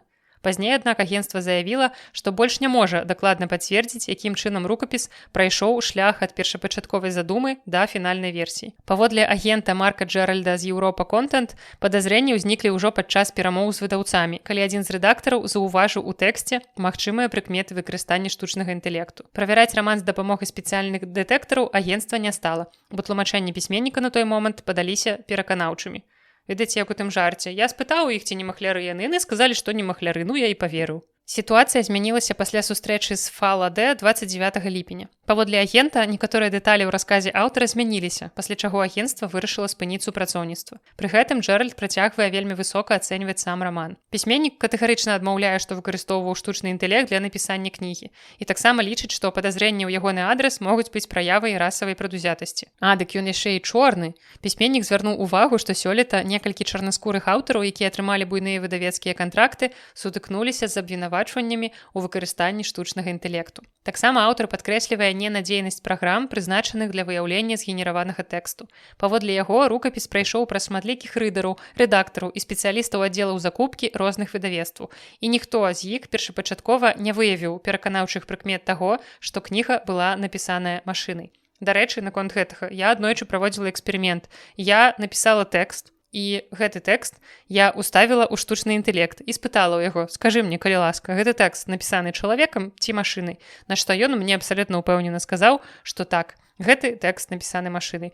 А я проста напісала гэты тэкст у стылі, як звычайна піша ChatGPT, вось з усімі гэтымі штукамі, якія я вам згадвала раней, пра гэта не проста гэта, а вось гэта і гэтак далей. Так што сапраўды гэта не заўжды даволі надзейная крыніца ведаў. Гісторыя Фаладэ стала чарговым прыкладам новай праблемы для кніжнай індустрыі. Выдаўцам і літаратурным агентам даводзіцца вырашаць, дзе праходзіць мяжа дапушчальнага выкарыстання штучнага інтэлекту і якім чынам можна надзейна вызначыць ягоны ўдзел у стварэнні рукапісу. І тут я падумала, як добра, што мы ў беларускай літаратуры з такім пакуль не сутыкаліся, а потым я ўспомніла выпуск падкаста «Першы гікаўскі», дзе яны абвінавачваюць пэўных аўтараў у гэтым, і падумала, што, можа быць, проста я не ўсё ведаю. Але тым не менш, ўсё ж такі на беларускім кніжным рынку пакуль што гэтая праблема не такая гучная і актуальная. А цяпер даволі прыемная навіна. Канешне, мне б хацелася падобную статыстыку даведацца пра беларускіх дзяцей, але пакуль што толькі пра брытанскіх. Амаль палова дзяцей і падлеткаў у Великабрытаніі ў вольны час слухае аўдыакнігі, падкасты або абодва фарматы. Пра гэта сведчыць даследаванне National Literacy Trust і выдавецтва Penguin, у якім узялі ўдзел больш за 110 000 чалавек ва ўзросце ад 8 до 18 гадоў. Аўдыакантэнт слухаюць 47,3% апытаных, прычым больш за палову з іх, 56,4%, робяць гэта не радзей за адзін раз на тыдзень. Найбольш папулярныя падкасты, толькі іх выбіраюць 49,1% слухачоў. Яшчэ 28,7% спалучаюць падкасты з аўдыакнігамі, а 22,3% аддаюць перавагу выключна кнігам. Аўдыакнігі і падкасты пры гэтым выконваюць розныя функцыі. Першыя часцей дапамагаюць пагрузіцца ў гісторыю, развіваць уяўленне і падтрымліваюць цікавасць да чытання. Падкасты ж дзеці выкарыстоўваюць пераважна для навучання, вывучэння сваіх захапленняў і знаёмства з рознымі поглядамі. Дарэчы, калі ў вас ёсць дзеці, вось прыкладна ў гэтым узросце да 18 гадоў, можаце расказаць у каментарыях, ці ведаюць яны, што такое падкасты, ці слухаюць яны, можа быць, падзяліцца нейкімі падкастамі, якія вашы дзеці асабліва любяць, няважна гэта беларускія ці нейкія іншыя. Больш за палову слухачоў аўдыакніг успрымаюць гэты працэс як форму чытання, а 36,6% прызналіся, што аўдыакнігі падштурхнулі іх больш чытаць. Амаль траціна часам адначасова слухае кнігу і сочыць за друкаваным тэкстам. Дарэчы, даволі цікава, ніколі не спрабавала, трэба паспрабаваць. Мне здаецца, што гэта асабліва класна, калі дзіця толькі вучыцца чытаць, ці хоча неяк паскорыць гэты працэс, і вось такім чынам, неяк сумяшчаючы слуханне і адначасова чытанне, калі ў цябе ёсць візуальна тэкст перад вачыма, мне здаецца, што гэта павінна працаваць. Ну і яшчэ 30% адзначылі, што аўдыа дазваляе ім знаёміцца з гісторыямі ў сітуацыях, калі звычайнае чытанне даецца цяжка. Асобнае даследаванне National Literacy Trust і Penguin, у якім удзельнічалі 3000 бацькоў і апекуноў, паказала, што аўдыакнігі сталі звыклай часткай сямейнага вольнага часу. У 69% сем'яў іх слухае прынамсі нехта адзін, а 33% бацькоў паведамілі, што іх дзеці слухаюць кнігі самастойна, і 28,5% робяць гэта разам з дзецьмі. У Славакіі і Славеніі людзі сталі менш чытаць. Новыя даследаванні сведчаць пра паступовае зніжэнне цікавасці да чытання ў гэтых краінах. У Славакіі колькасць тых, хто ўвогуле не чытае кнігі, ужо зраўнялася з колькасцю актыўных чытачоў. Паводле даследавання 2026 года у абедзвюх групах цяпер па 43% насельніцтва.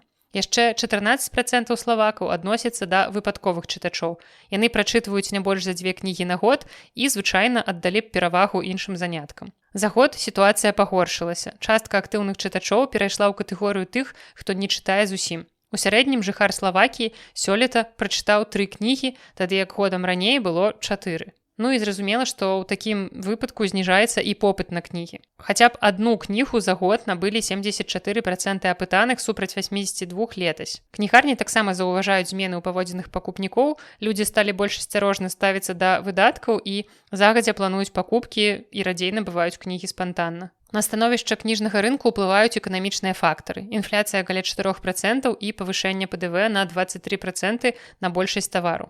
Адначасова кнігі вымушаныя ўсё больш канкураваць за ўвагу людзей са стрымінгавымі сервісамі і сацыяльнымі сеткамі. Гэта нам усё добра знаёмы. Цяжкасці адчуваюць нават незалежныя кнігарні, якія першапачаткова ствараліся хутчэй як культурныя праекты, чым як камерцыйны бізнес. Падобную тэндэнцыю назіраюць і ў Славеніі. Паводле справаздачы ўрадавай установы, яшчэ 4 гады таму ахоп насельніцтва чытаннем быў вышэйшы за сярэдні паказчык у Еўрасаюзе. Аднак цяпер інтэнсіўнасць чытання падае. Адной з галоўных прычын даследчыкі называюць недахоп цікавасці, прычым праблема прыкметная і сярод моладзі. Пагаршаюцца і чытацкія навыкі школьнікаў. Даследаванне паказала, што ў 2018-2022 гадах узровень чытацкай, матэматычнай і прыродазнаўчай пісьменнасці славенскіх 15гадовых вучняў знізіўся. У 2022 годзе найвышэйшага ўзроўню чытацкай пісьменнасці дасягнулі толькі 4,4% школьнікаў, пры сярэднім паказчыку ў Еўрасаюзе 6,5%.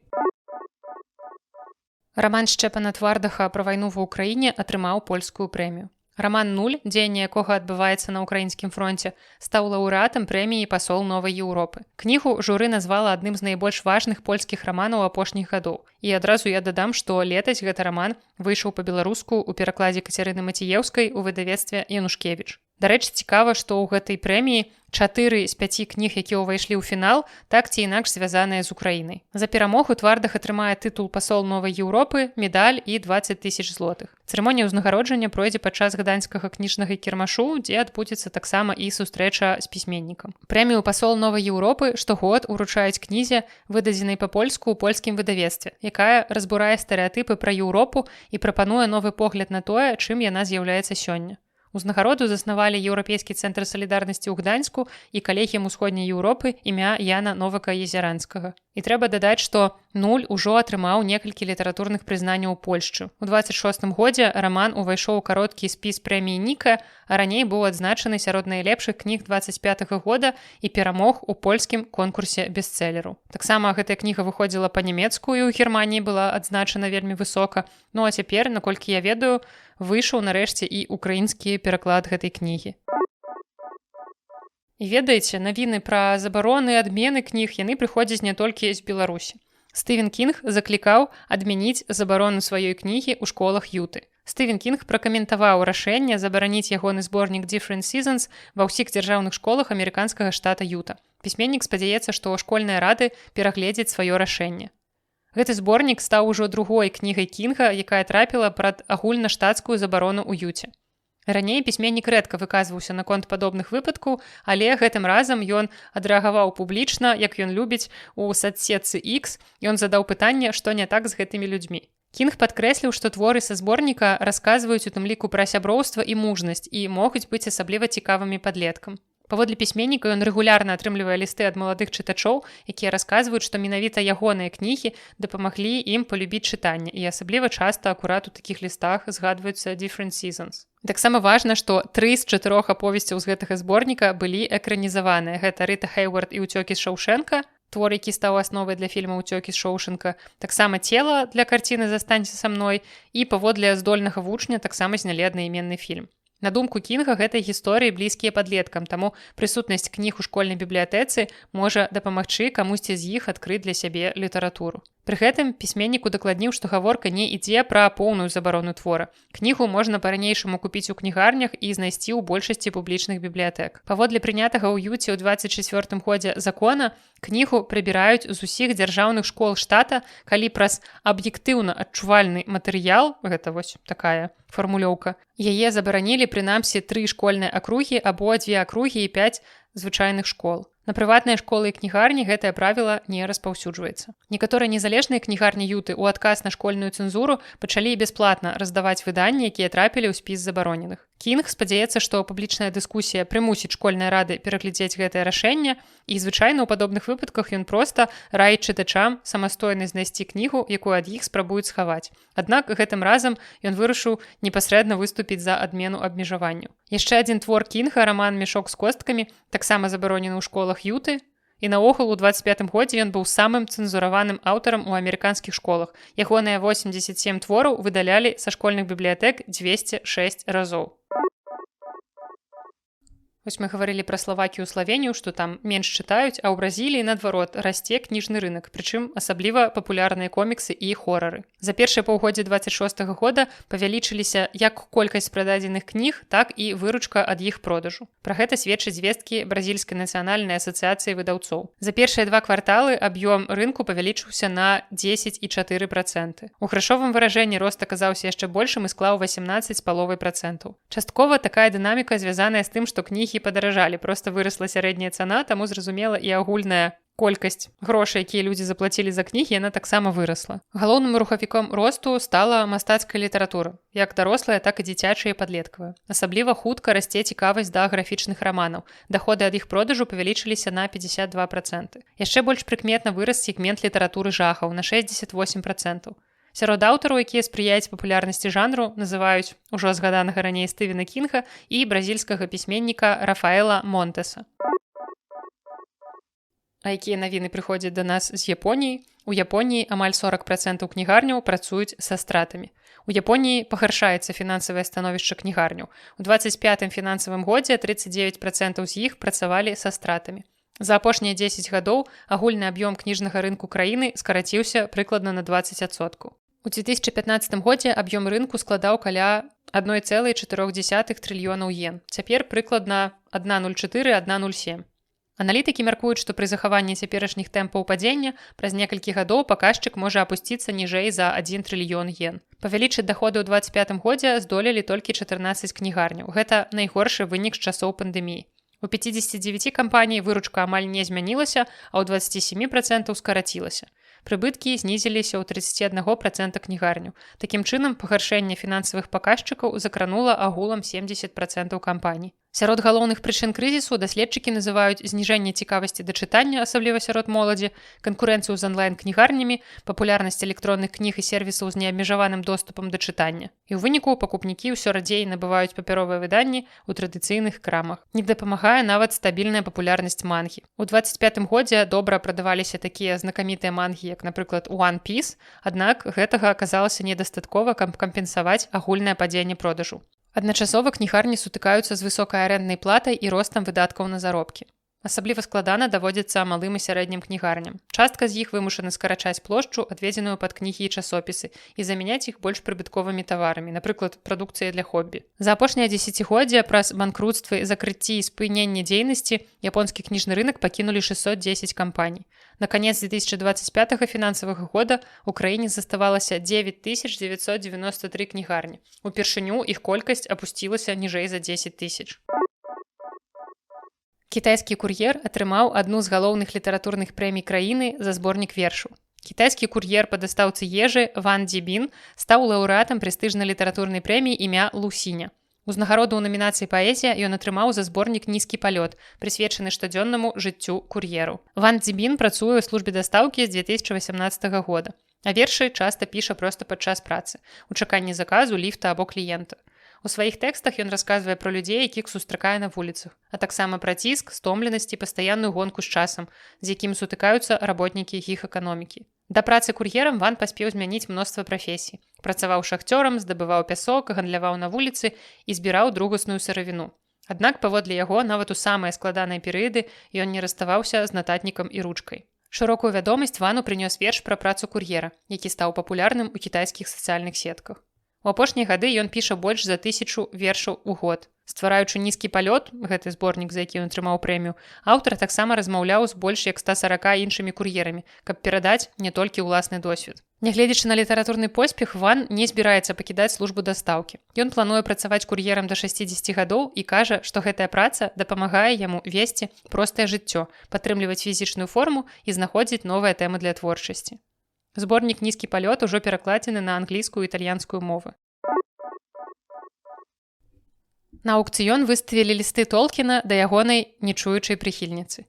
Унікальную калекцыю кніг, лістоў і нататак Толкіна, якія сведчаць пра яго шматгадовае сяброўства з прыхільніцай Эйлін Элгар, выставілі на аўкцыён Сотбіс у Лондоне. Элгар амаль цалкам страціла слых у дзяцінстве пасля хваробы. Яна захаплялася творчасцю Толкіна, а ў 60-е гады, калі ёй было ўжо за 50, па парадзе дачкі яна напісала пісьменніку, каб задаць некалькі пытанняў пра ягоныя кнігі. Толкін адказаў, і з гэтага пачалося іх ліставанне і сяброўства. Высветлілася, што Элгар жыла непадалёк ад гатэля Мірамар у Борнмуце, дзе Толкін з жонкай рэгулярна адпачывалі.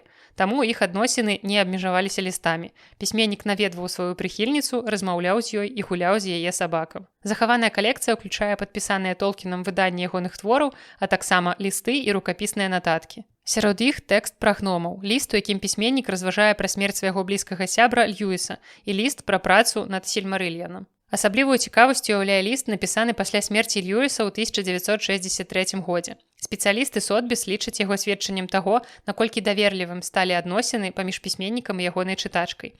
Толкін дзяліўся з Элгар не толькі развагамі пра ўласны літаратурны свет, але і асабістымі перажываннямі. Усяго на таргі выставілі 5 асобных лотаў з калекцыі Элгар. Сярод кніг выданні «Уладара пярсцёнкаў», «Хобіта», «Прыгод Тома Бамбадзіла» і «Дрэва і ліст», многія з якіх Толкін падпісаў і падарыў асабіста сваёй прыхільніцы. Сам выдатаўскі раман 70-гадовага дэбютанта стаў нечаканым бестселерам. Раман «Тео оф Голден» амерыканца Алана Леві стаў адным з самых незвычайных выдавецкіх поспехаў апошніх гадоў. Кніга, якую аўтар першапачаткова выдаў сам, разышлася ўжо накладам больш за 2,5 мільёна асобнікаў і некалькі тыдняў узначальвала спіс бестселераў за «Нью-Йорк Таймс». Леві былы, ці Леві, не ведаю. У мяне пастаянная праблема з націскамі, таму што ў прозвішчах гэта звычайна даволі складана. Дык вось, хутчэй за ўсё, Леві. Ён былы юрыст і суддзя, а таксама музыка і аўтар песень. Свой першы раман ён апублікаваў у 2023 годзе, калі яму было амаль 70 гадоў.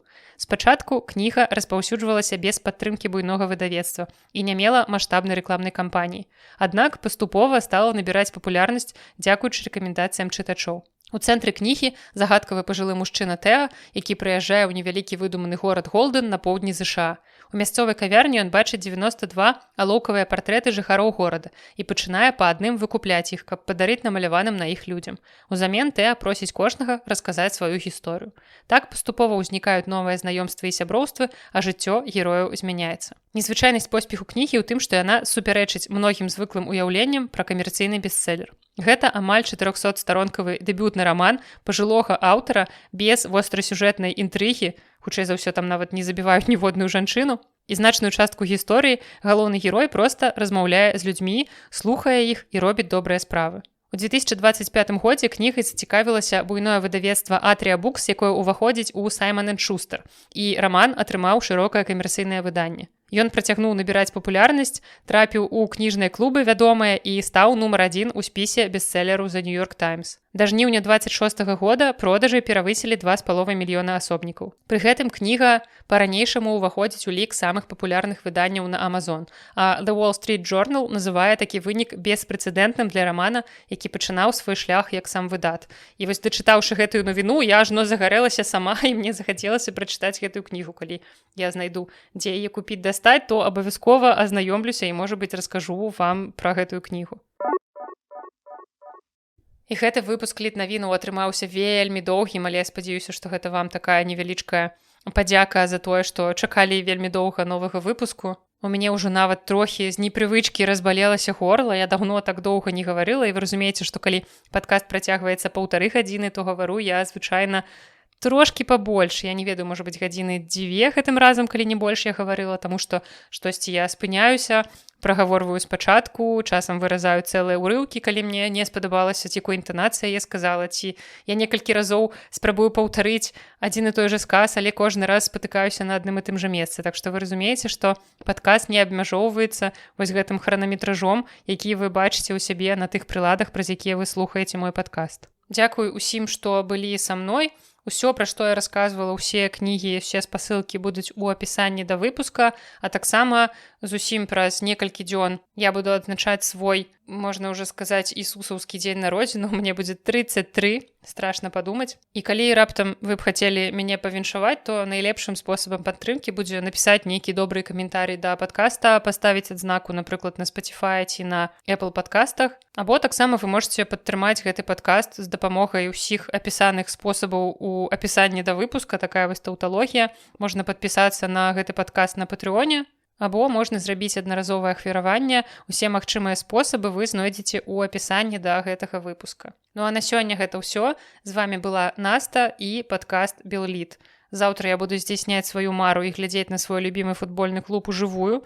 Не думала, што дажыву да гэтага моманту, але вось мне яшчэ няма 33, а я ўжо здзейсніла гэтую мару амаль адной нагой у здзейсненні гэтай мары. Ну, спадзяюся, што заўтра, калі я буду глядзець на свой любімы клуб, вы будзеце слухаць свой любімы падкаст і новы выпуск свайго любімага падкаста. З вами была Наста і падкаст Белліт. Да сустрэчы!